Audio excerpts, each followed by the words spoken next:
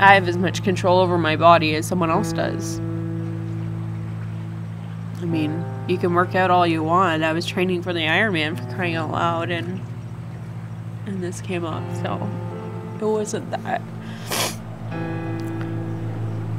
I'd done something wrong.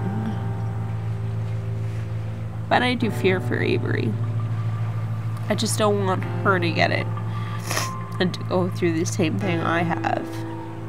Because she's already kind of going through it now. And I hope that if it ever happened to her, that she would have me and John and our families there to support her. And that maybe there would be more advances, even though they really haven't made any. It amazes me how much of an impact such an amazing family makes. I know so many people who do not have families like we do, who are there to help us at every point of this journey. And to my husband, John, who has suffered through so much, has put up with me even though I'm not the wife I want to be for him. He deserves to be really happy. And I think a lot of times he chooses mediocrity just so that our family can have a better life.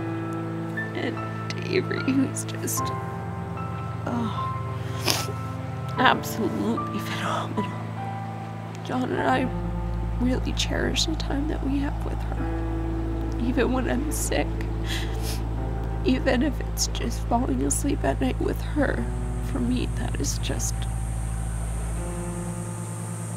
really makes my day.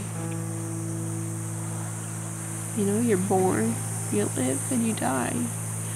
And every single person on this earth that you have an interaction with, whether negative or positive, will always leave a mark on your life. So I hope I've made mine.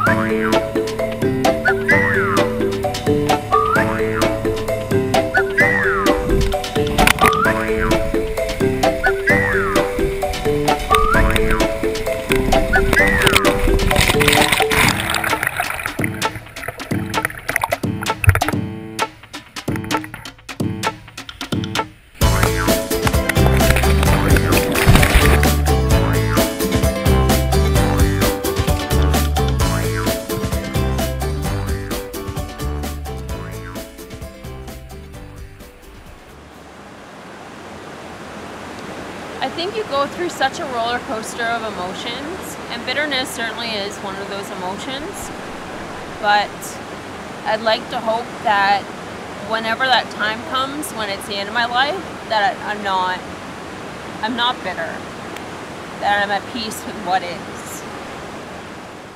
Sitting up on the rock in this little oasis area with Amy singing a whole bunch of ridiculous songs totally off tune was probably like the biggest highlight of the whole trip, just because it was so like us before all of the hard stuff that we've had to go through. Today I got to drive the boat for a little bit, and it was a really scary thing to do. It's this big stick that you wivel backwards and forwards, and you control the speed with turning your hand. And it's so far removed from anything that I've done before that it was kind of fun to do it because it was just so different. But it was also kind of scary because there's like rocks on either side, and you try to compensate and you go way over here, and you try to compensate and you go way over here, and so I was like constantly trying to stay away from the rocks and stuff. And I did a nice big donut, which was awesome. I definitely went on more of a journey than I thought I would. And there are a lot of takeaways that I have to take from this whole experience. I feel a validity in my emotions that I didn't really feel before, and it's really allowed me to let go of the guilt that I feel, because it's normal for me to feel this way, and opening up lines of communication is a really, really big thing, and really just letting people know when things hurt and when things are rough, and also when things are good, you know, like just to be able to, you know, ride the tide, whether it's going up or down. We had this one huge rapid that we were going to ride, and everybody had been talking about it. It was like talked about from day one. This lava, the lava rapid was talked about from day one as like the big thing that we were going to do, and everybody else went up and saw it, and I was like, no, you know what? I don't want to look at it. Right now I'm going to live in this moment on the boat, have a few last conversations, and just kind of enjoy this time on still water and worry about the rapid when it gets here. And by doing that, I think I enjoyed it so much more because I had no idea what was in store, and it just, the whole thing was just so exciting and so much fun, and I wasn't worried about the big hits that were coming because I didn't know they were coming. And I think it really, like, that's a big metaphor for, you know, how I feel coming out of this, is that I need to just, you know, the future's going to be the future no matter what I think about it. And the moment that I have is right now. And the people that I have are the ones that are with me right now. And no matter how much time I have, right now is going to matter. To pay more attention to the moment that I'm in, and pay less attention to the what ifs of the future.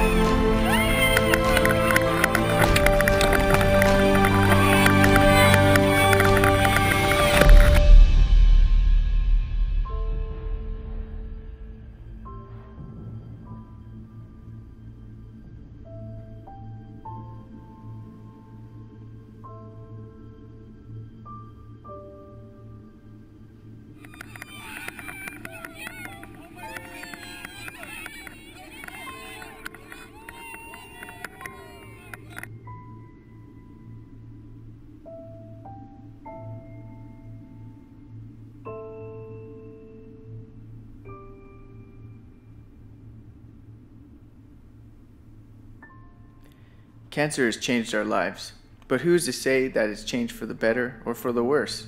We will never know what could have been. All that we can know is our current reality, and all we get to choose is where we will go from here. So do not choose anger and bitterness. It cannot change the past. In fact, all it can do is ruin the future. The best thing we can do when faced with great suffering is to live our life well despite of it, not straining after epic and amazing feats, but just living and loving those around us, with the perspective of one who has known both tragedy and triumph, both pain and great joy. One thing is certain, because of cancer, we will not be counted among those cold, timid souls who have known neither victory or defeat. We are walking through a very deep valley, and although it may take a long time to climb out, it is possible if we remember that our only true defeat is giving into bitterness. No matter how our cancer journey ends, we can all be victorious.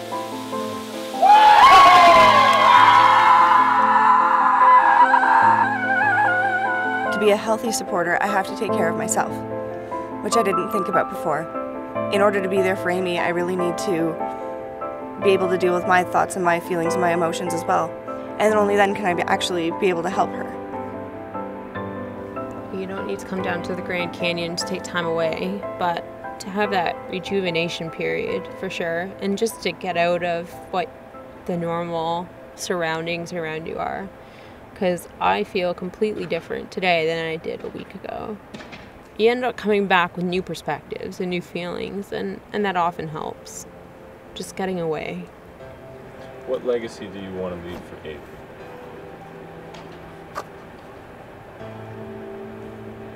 I don't think I want to set anything like expectation-wise up for her. I think I just want her to know that she's loved.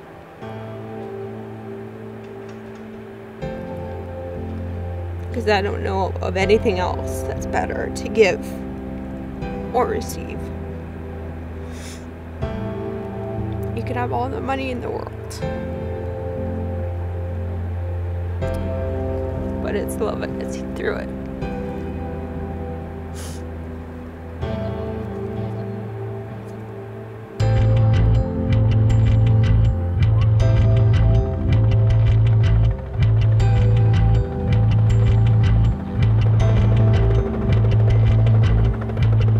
It's okay to cry.